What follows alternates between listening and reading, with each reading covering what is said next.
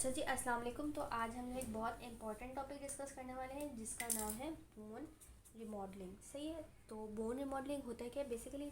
Remodel का मतलब हमारे पास क्या होता है? रिमॉडल हमारे पास, देखिए आपको मॉडल तो पता होगा ना कि मॉडल हमारे पास किसी भी चीज़ का मॉडल बना हुआ है। अब अगर उस मॉडल को हम थोड़ा सा चेंज करें या उसमें कुछ न्यू एडिशन करें या पुरानी उसमें से चीज़ें हटा के उसको मतलब नया बनाएं, तो उस मॉडल को हम दोबारा रीमेक कर रहे हैं, तो उसको हम कहते हैं रीमॉडल। ठीक है। तो बोन की भी रिमॉडलिंग होती है। बेसिकली बोन रिमॉडलिंग की वजह से होता है क्या, अब आप देखिए छोटा बच्चा है, उसका जॉ क्या होता है हमारे पास, तो उसका जॉ हमारे पास होता है छोटा होता है। फिर जैसे वो बड़ा हो रहा होता है तो उसका जॉ भी हमारे पास जो है वो बड़ा होता है। तो कैसे बड़ा हो रहा होता है? क्योंकि बोन रिमॉडलिंग की वजह से बड़ा हो रहा होता है।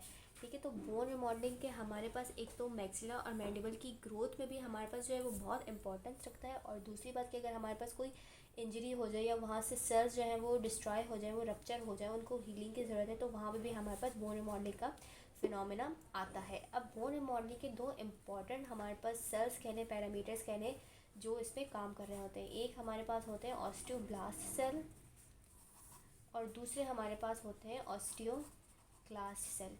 ठीक है। अब रिमॉडलिंग के लिए ज़रूरी है कि ये दोनों सेल जो हैं ये हमारे पास इक्विलिब्रियम में रहे। ठीक है। यानी जितनी ज़्यादा बोन रिजॉर्प्शन हो रही है उतनी ज़्यादा बोन फॉर्मेशन और बोन डेपोजिशन भी हो। ठीक है। अगर हमारे पास ऑस्टियोब्लास्ट की एक्टिविटी बढ़ जाएगी तो इसका मतलब है कि बोन जो है वो फॉर्मेशन ज़्यादा, यानी बोन फॉर्मेशन ज़्यादा होगी, बोन की डिपोजिशन ज़्यादा हो रही होगी, तो हमारे पास एक बल्की सा स्ट्रक्चर आ जाएगा और वो जो है हमारे पास एक नॉर्मल साइज से जो है वो बहुत बढ़ जाएगा। और अगर हमारे पास ऑस्टियोक्लास्ट की एक्टिविटी बढ़ जाएगी तो क्या होगा कि हमारे पास जितनी बोन फॉर्म हो रही है उससे ज़्यादा बोन रिजॉर्व हो रही है, यानी जो एक नॉर्मल स्ट्रक्चर है उससे हमारे पास छोटा हमारे पास बन जाएगा। तो इसलिए इन दोनों को ज़रूरी है कि ये हमारे पास इक्विलिब्रियम में काम करें। ठीक है। अब बोन रिमॉडलिंग के हमारे पास चार एक इम्पॉर्टेंट फेसेस हैं, जिसमें से हमारे पास पहला है कि रिजॉर्प्शन, दूसरा है हमारे पास रिवर्सल, तीसरा है हमारे पास फॉर्मेशन और लास्ट है हमारे पास रेस्टिंग। ठीक है। एक एक करके हम सबको डिस्कस करते हैं। चुप हो जाओ, बस मुझे करने दो, मुझे टाइम नहीं वेस्ट करना। ठीक है। अब देखें, फ़र्ज़ करें कि ये है हमारे पास एक एल्वेलर बोन का ही मैंने एक हिस्सा बनाया हुआ है। ठीक है। अब इस एल्वेलर बोन के ऊपर हमारे पास सेल हैं, इसको मैं कह रही हूँ बोन लाइनिंग सेल्स। अब आपको पता है कि बोन लाइनिंग सेल्स हमारे पास कौन से सेल्स हैं, उनका रोल कैसे है, वो कहाँ से ओरिजिनेट हुए हैं, हमने लास्ट वीडियो में कवर की थी सारी बातें। ठीक है। अब ये बोन लाइनिंग सेल्स जो है ये हो गए हैं बहुत पुराने, इनको है यहाँ से हटना और यहाँ पे आना है न्यू बोन सेल्स में, और न्यू बोन यहाँ पे डिपॉजिट करनी है। ठीक है। यानी इस बोन के ऊपर एक और बोन की लेयर फॉर्म करनी ताकि इस बोन की जो है वो थिकनेस इंक्रीज़ हो। अब होगा क्या कि जैसे ही बोन रिमॉडलिंग स्टार्ट होता है तो हमारे पास ऑस्टियोक्लास्ट भी जो है वो एक्टिवेट हो जाते हैं। अब ऑस्टियोक्लास्ट मैंने आपको बताया था कि हमारे पास जो है वो बहुत सारे WBCs का जो है वो एक मिक्सचर होता है, तो हमारे पास ऑस्टियोक्लास्ट जो है वो फॉर्म करते हैं। अब ऑस्टियोक्लास्ट को एक्टिवेट कौन करता है? ऑस्टियोक्लास्ट को एक्टिवेट भी हमारे पास जो है ये ऑस्टियोब्लास्ट ही करते हैं। अभी इनको एक्टिवेट कैसे करते हैं? देखिए, पहली बात तो ये ऑस्टियोक्लास्ट के ऊपर ना हमारे पास बहुत सारे रिसेप्टर्स होते हैं। ठीक है।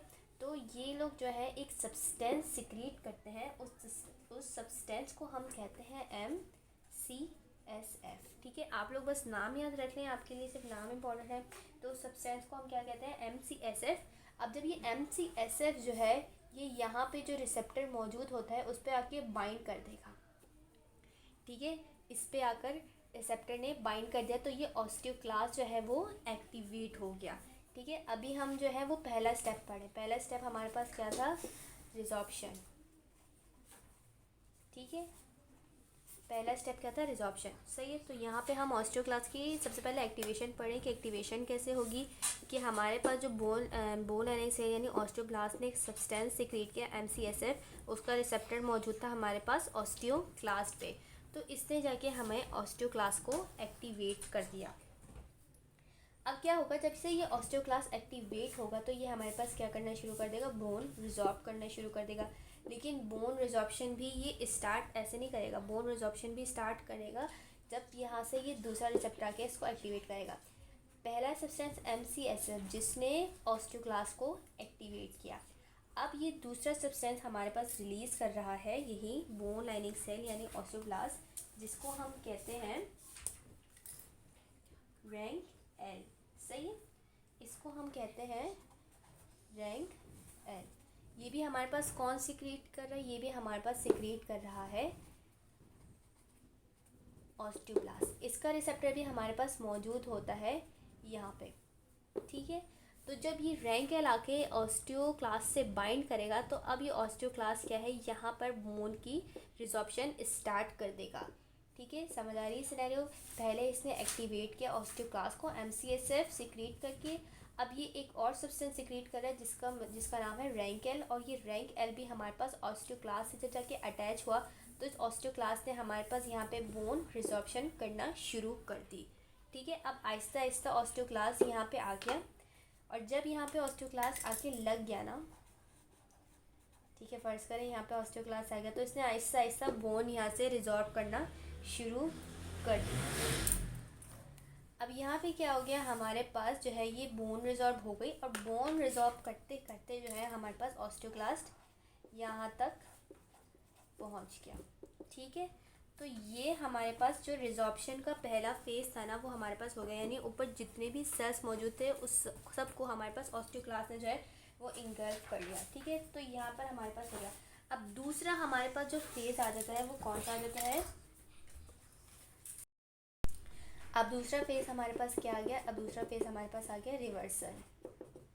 ठीक है, अब रिवर्सल में हमारे पास क्या होगा कि हमें, अब जाहिर सी बात है ऑस्टियोक्लास्ट तो एक्टिवेटेड है, रैंक एल इनसे अटैच है, तो ये हमारे पास बोन जो है वो रिजॉर्प्शन करते ही रहेंगे। तो अब इनको ये बताना है कि भाई यहाँ से सारे सेल्स हट गए, अब बोन रिजॉर्प्शन बंद कर दो, बोन और रिजॉर्ब करने की ज़रूरत नहीं है। ठीक है, तो ये इनको कैसे पता चलेगा, ये भी इनको ऑस्टियोब्लास्ट ही बताते हैं कि ऑस्टियोब्लास्ट जो है वो हमारे पास एक और सब्सटेंस जो है सिक्रीट करते हैं जिसका नाम है OPG यानी ऑस्टियोप्रोटेग्रिन। ठीक है, ये OPG सिक्रीट करते हैं, तो ये OPG क्या करता है, ये OPG जाके हमारे पास ऑस्टियोक्लास्ट से बाइंड नहीं होता, ये OPG जाके हमारे पास रैंक एल से बाइंड हो जाता है। ठीक है, और जब ये रैंक एल से बाइंड हो जाता है ना, तो फिर ये रैंक एल जो है वो हमारे पास ऑस्टियोक्लास्ट से बाइंड नहीं हो सकता। समझ आ रही है बात, ऑस्टियोक्लास्ट से रैंक एल बाइंड हो रहा था तभी तो ऑस्टियोक्लास्ट जो है वो हमारे पास रिजॉर्प्शन कर रहा था, लेकिन जब रैंक एल ही बाइंड नहीं होगा तो ऑस्टियोक्लास्ट रिजॉर्प्शन कैसे करेगा। तो रैंक एल को बाइंड होने से कौन रोकता है, OPG, और OPG सिक्रीट कौन करता है, ये भी हमारे पास ऑस्टियोब्लास्ट ही सिक्रीट करते हैं। तो जब ये OPG सिक्रीट होगा, रैंक एल से बाइंड हो जाएगा, और फिर रैंक एल जो है वो ऑस्टियोक्लास्ट से बाइंड नहीं हो पाएगा, तो हमारे पास ऑस्टियोक्लास्ट और रिजॉर्प्शन करेगा ही नहीं। तो जब ऑस्टियोक्लास्ट और रिजॉर्प्शन करेगा ही नहीं तो वो कहेगा मैं अब यहाँ पे क्यों खड़ा हूँ, मैं यहाँ पे क्या कर रहा हूँ, तो वो क्या कहेगा, वो एपोप्टोसिस करेगा और ख़ुद को सेल्फ डिस्ट्रॉय कर देगा। तो एपोप्टोसिस करके ख़ुद को सेल्फ डिस्ट्रॉय करेगा और यहाँ से रिमूव हो जाएगा। तो ये सारा काम हमारे पास किस फेज़ में होता है, ये सारा काम होता है हमारे पास रिवर्सल फेज़ में होता है। फिर हमारे पास आता है फॉर्मेशन फेज़। फॉर्मेशन फेज़ में हमारे पास क्या होता है कि जो अभी हमारे पास बोन सरफेस है, यहाँ से अभी हमारे पास रिजॉर्प्शन हो गई, अब यहाँ पे हमारे पास न्यू बोन सेल्स आते हैं।